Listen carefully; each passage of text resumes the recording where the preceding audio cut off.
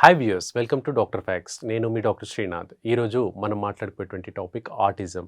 పిల్లల్లో బుద్ధిమాంద్యత ఎందుకు వస్తుంది, దీని లక్షణాలు ఏంటి, అలాగే దీనికి సంబంధించినటువంటి జాగ్రత్తలు తెలుసుకుందాం.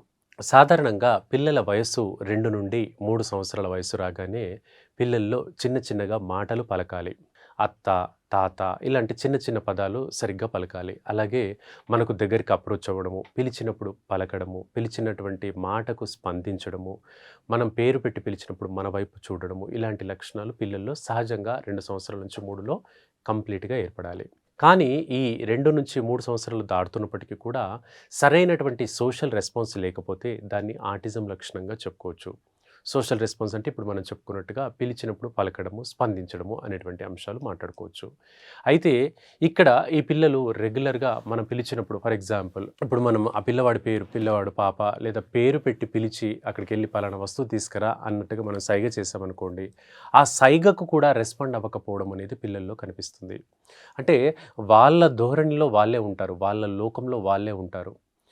ఇతరులతో కలిసినట్టుగా ఉండకపోవడము, ఇతరులతో ఇంటరాక్ట్ అవ్వకపోవడము అనేటువంటి లక్షణం అధికంగా కనిపిస్తుంది ఆటిజంలో. మనం పేరు పెట్టి పిలిచినా కూడా పలకకపోవడము, సోషల్ గ్యాదరింగ్‌లో హాయ్, హలో అంటూ మనం సెకండ్ ఇచ్చినా కూడా రెస్పాండ్ ఇవ్వకపోవడము, అండ్ మనం పిలుస్తున్నా కూడా ఎక్కడికో పరిగెత్తుకుంటూ ఆటల్లో వెళ్తున్నట్టుగా అనిపించడము, ఇవన్నీ కూడా ఆటిజం తాలూకు లక్షణాలుగా మనం చెప్పుకోవచ్చు. ఆటిజం స్పెక్ట్రమ్ డిజార్డర్ అంటారు ఈ కండిషన్‌ని. ఈ పిల్లలు హైపర్ యాక్టివ్‌గా ఉంటారు. బాగా రెస్ట్‌లెస్‌గా ఉంటారు. కాసేపు కూడా ఒక్కచోట కుదురుగా కూర్చోరు. చెప్పిన మాట అస్సలు వినరు. అసలు మన మాట వింటున్నట్టుగానే ఉండదు. వాళ్ళ లోకంలో వాళ్ళు ఉన్నట్టుగా ఉంటుంది. ఎక్కువసేపు కేకలు వేయడం, అరవడము, వస్తువులు అన్నీ చిందరవందరగా చేయడము, శబ్దానికి ఇష్టపడడం. ఎగ్జాంపుల్ ఇప్పుడు మనం ఒక పెన్ ఇచ్చామనుకోండి, ఆ పెన్నును పట్టుకొని నేలపైన కొట్టి, కొట్టి, కొట్టి, కొట్టి ఆ శబ్దానికి కంఫర్టబుల్‌గా ఫీల్ అవ్వడం. లేదు ఫోన్ ఇచ్చాము. ఆ ఫోన్‌లో ఒకటే వీడియోని పదే పదే చూడడము. గంటల తరబడి, రోజుల తరబడి ఒక 5 గంటలు, 10 గంటలు, 20 గంటలైనా కూర్చోగలుగుతారు. అంత తీవ్రంగా కూర్చోవడము. తర్వాత మనం ఏదైనా వస్తువు ఇచ్చామంటే దాన్ని ఆడుకోవడం తెలీదు. అంటే ఇప్పుడు మనం కార్ బొమ్మ, ఒక బైక్ బొమ్మ ఇచ్చామనుకుందాం మా పిల్లలకు. ఆ బొమ్మతో ఆడుకోవడం తెలీదు. జస్ట్ ఆ బొమ్మను పట్టుకొని కూర్చుంటారంతే. అండ్ ఆ బొమ్మతో అటాచ్‌మెంట్ పెంచుకుంటారు తప్పితే దాంతో ఇలా ఆడుకోవాలి అనేటువంటి విషయం పిల్లలకు తెలియకపోవడము. ఇవన్నీ కూడా ఆటిజం తాలూకు లక్షణాలే. అలాగే ఈ పిల్లలు ఇప్పుడు మనం ఫలానా వ్యక్తికి మాత్రమే అటాచ్‌మెంట్ ఉంటారు. ఎగ్జాంపుల్ ఇప్పుడు మదర్, ఫాదరు, గ్రాండ్ పేరెంట్స్ ఉన్నారనుకుందాం. ఏదో ఒక్క వ్యక్తికి మాత్రమే దగ్గరగా అటాచ్ అయ్యి ఉంటారు. మిగతా వ్యక్తులతో అస్సలు ఎటువంటి రెస్పాన్స్ ఉండదు. ఎగ్జాంపుల్ ఇప్పుడు మదర్‌తో ఉన్నారనుకోండి. కేవలం మదర్‌తోనే అటాచ్ అయ్యి ఉంటారు. ఇక ఫాదర్‌తో కానీ, గ్రాండ్ పేరెంట్స్‌తో కానీ అటాచ్‌మెంట్ సరిగ్గా ఉండదు. అంటే ఒకరితోనే అటాచ్‌మెంట్ ఎక్కువగా ఉంటుంది. అండ్ చిన్న చిన్న యాక్టివిటీస్ లైక్ జంపింగ్ కావచ్చు, ఒక బాల్ త్రో చేయడం కానివ్వండి, చిన్నగా ఒక చిన్న కుర్చీ పైనుంచి జంప్ చేయాలన్నా కూడా సరిగ్గా జంప్ చేయడం రాదు. బాల్ త్రో చేయడం రాదు. క్యాచ్ వేసాం బాల్ పట్టుకోవడం రాదు. ఆ ఏజ్ పిల్లలు పెద్ద బాల్ ప్లాస్టిక్‌ది మనం వేస్తే క్యాచ్ పట్టుకోగలగాలి. దెబ్బ తగలకుండా చిన్నగా 2, 3 ఏళ్ల వయసు అట్‌లీస్ట్ ప్రయత్నం చేయాలి. కానీ ఈ పిల్లలు ఆ ప్రయత్నానికి కూడా లొంగరు. అలాంటి లక్షణాలు ఈ పిల్లల్లో కనబడతాయి. అయితే దీనికి ప్రత్యేకంగా కారణము అంటూ ఎగ్జాక్ట్‌గా చెప్పలేము. కొన్ని హైపోథిసిస్‌లు ఉంటాయి. అంటే దగ్గరి కారణాలు మాత్రమే మనం చెప్పగలుగుతాం. ప్రపంచవ్యాప్తంగా దీనిపైన ఇంకా రీసెర్చెస్ జరుగుతూనే ఉన్నాయి.